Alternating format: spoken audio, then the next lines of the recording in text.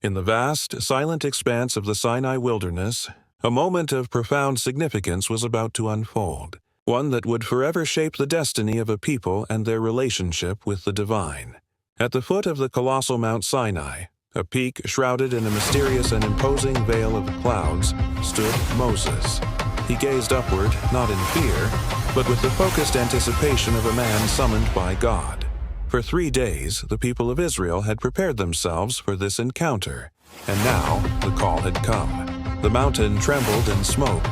The blast of a heavenly trumpet grew louder and louder, signaling that the time for the covenant was at hand.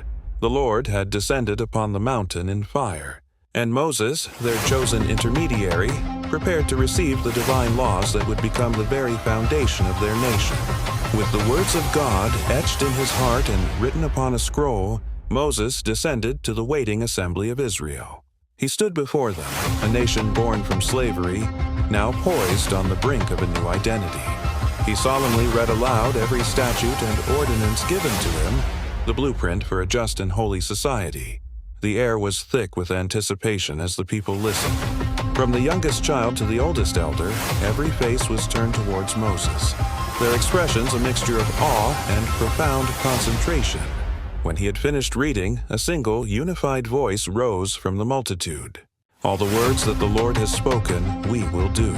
With this unanimous declaration, they raised their hands, sealing their commitment to the covenant not just with words, but with the full assent of their hearts.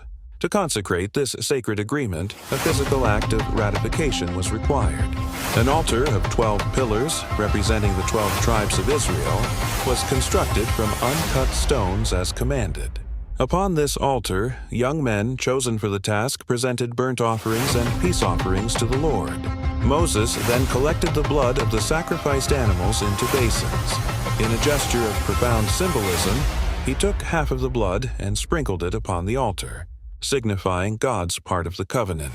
Then, holding a bowl containing the remaining blood, he walked among the people.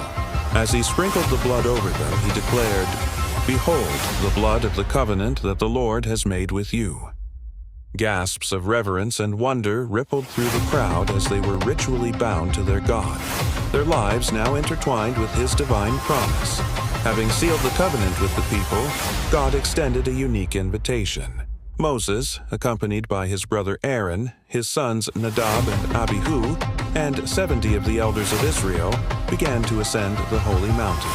They did not go to the peak, but to a place partway up, where the veil between heaven and earth grew thin. There, they were granted a breathtaking vision. They saw the God of Israel not in his full glory, which no mortal could endure, but they saw what was under his feet.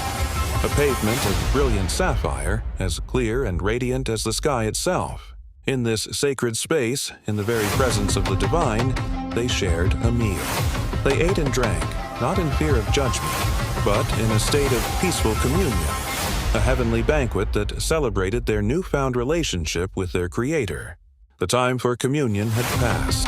A deeper encounter awaited Moses alone.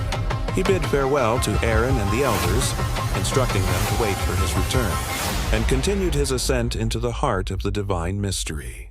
As he climbed higher, the radiant glory of the Lord, which had appeared to the Israelites below like a consuming fire, settled upon the peak of Sinai. A thick, luminous cloud descended, enveloping the mountaintop in its awesome presence. With unwavering faith, Moses walked directly into the midst of that cloud, disappearing from mortal sight. For 40 days and 40 nights he would remain there, alone with God, in the brilliant darkness of the divine glory, receiving the stone tablets that would forever be a testament to this sacred covenant.